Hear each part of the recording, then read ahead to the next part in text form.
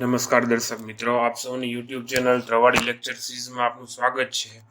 આજના વિડીયોની અંદર PHPની અંદર how to connect database in PHP MyAdmin, એટલે કે આપણા PHP MyAdmin જે ડેટાબેઝ છે MySQL એની સાથે કઈ રીતના કનેક્ટ કરવું આપણે જોશું.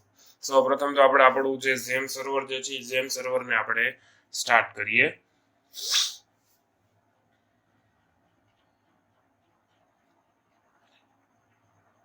ત્યારબાદ આપણે આપણો ડેટાબેઝ છે MySQL એને આપણે ઓપન કરીએ localhost/php myadmin,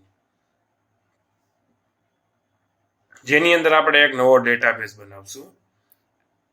ડેટાબેઝનું નામ આપણે આપશું travadi અને ડેટાબેઝ એક ક્રિએટ કરી નાખીએ. તેની અંદર આપણે એક ટેબલ ક્રિએટ કરીએ. એ ટેબલનું નામ આપણે આપીએ ડેમો. એની અંદર ટોટલ 4 કોલમ જે છે એ આપણા રહેશે. એમાં આપણે આપણા ફિલ્ડ્સ આપી દઈએ. ટેબલના જે આઈડી છે એ ઓટો ઇન્ક્રીમેન્ટ રહેશે.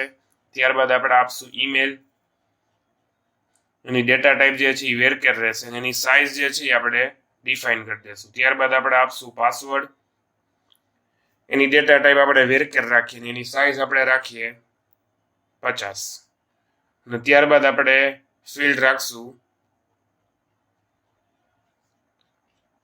ફૂલ નેમ, એની ડેટા ટાઈપ આપણે રાખીએ વેરકેર, જેની સાઇઝ આપણે રાખશું 50. આ તો આપણો ડેટાબેઝ ક્રિએટ થઈ ગયું ને એની અંદર સિમ્પલ આપણે એક ટેબલ જે છે આપણું ક્રિએટ કર્યું. અહીંયા તમને ટોટલ ટેબલનું આખું સ્ટ્રક્ચર જે છે એ દેખાશે. હવે આપણે PHP ની સ્ક્રિપ્ટ લખીએ ડેટાબેઝ કનેક્ટ કરવા માટે. સૌપ્રથમ PHP સ્ક્રિપ્ટ જે છે આપણે સ્ટાર્ટ કરીએ.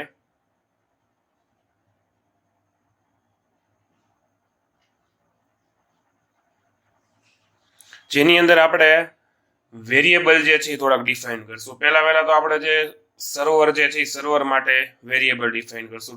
$server name = અત્યારે આપણે લાઈવ કામ નથી કરી રહ્યા, લોકલ સર્વરમાં કામ કરી રહ્યા છીએ, એટલે આપણે લખશું લોકલ હોસ્ટ. ત્યારબાદ લખશું આપણે $username. આપણા જે ડેટાબેઝનું યુઝરનેમ જે છે યુઝરનેમ આપણે જે પણ હોય એ લખવાનું થશે તમારે. ત્યારબાદ આપણે જો તમારા ડેટાબેઝમાં પાસવર્ડ તમે સેટ કરેલો હશે તો પાસવર્ડ તમારે લખવાનો થશે. ત્યારબાદ નેક્સ્ટ આપણે આપણો ડેટાબેઝનું નામ માટે એક વેરિયેબલ બનાવશું. $database name = જે તમે ડેટાબેઝ MySQL ની અંદર જે તમે બનાવેલો છે એ ડેટાબેઝનું નામ આપણે રાખવું. આપણે આપણા ડેટાબેઝનું નામ રાખેલું છે travadi, બરોબર છે. એટલે ખાસ કરીને કન્ફ્યુઝન ન ઊભું થાય, સ્પેલિંગ મિસ્ટેક ના થાય એનું ખાસ ખ્યાલ રાખવો. એટલે એ પ્રમાણે ડેટાબેઝનું નામ આપણે લખી નાખીએ.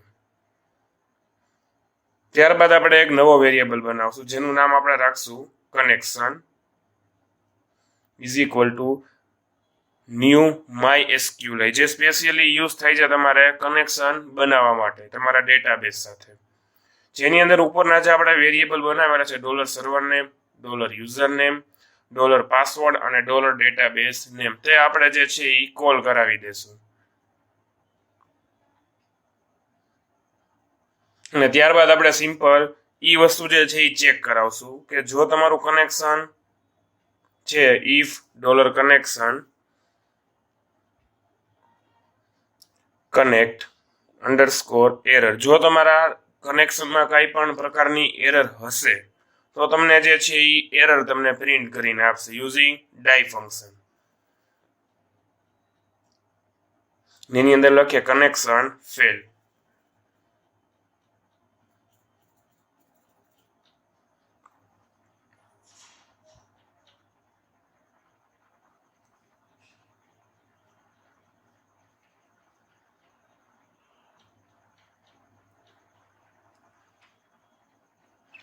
અને ત્યારબાદ લાસ્ટમાં આપણે લખીએ ઇકો, જેની અંદર આપણું સ્ટેટમેન્ટ પ્રિન્ટ થશે કનેક્શન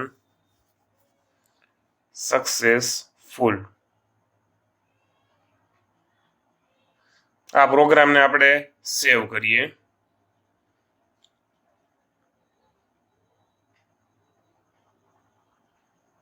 એક ફોલ્ડર ક્રિએટ કરી નાખીએ આપણે.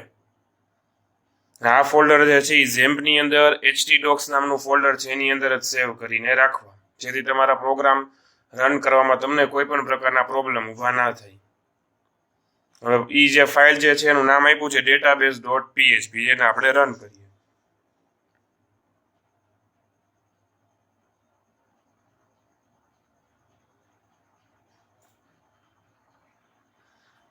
ઘણી વખત તમને એ ફોલ્ડર ના દેખાય તો તમારે કઈ રીતના ચેક કરવું? સી ડ્રાઈવની અંદર, ઝેમ્પની અંદર, એચડી ડોક્સ એની અંદર તમે જે ફોલ્ડર બનાવ્યું છે એ ફોલ્ડરનું નામ તમારે લોકલ હોસ્ટ સ્લેશ જે પણ ફોલ્ડર બનાવ્યું હોય એ ફોલ્ડરનું નામ લખો એટલે તમારી ફાઇલ તમને દેખાશે. આ આપણું કનેક્શન જે છે એ સક્સેસફુલી આપણા ડેટાબેઝ સાથે બની ગયું છે. આ રીતના PHP ની અંદર જે છે એ તમારું કનેક્શન થશે. જો તમને વિડીયો ગમે તો વિડીયો લાઈક કરો, શેર કરો, ચેનલ પર નવા હો તો ચેનલને સબસ્ક્રાઇબ કરો. Thank you. જય હિન્દ, જય ભારત, જય જય ગરવી ગુજરાત.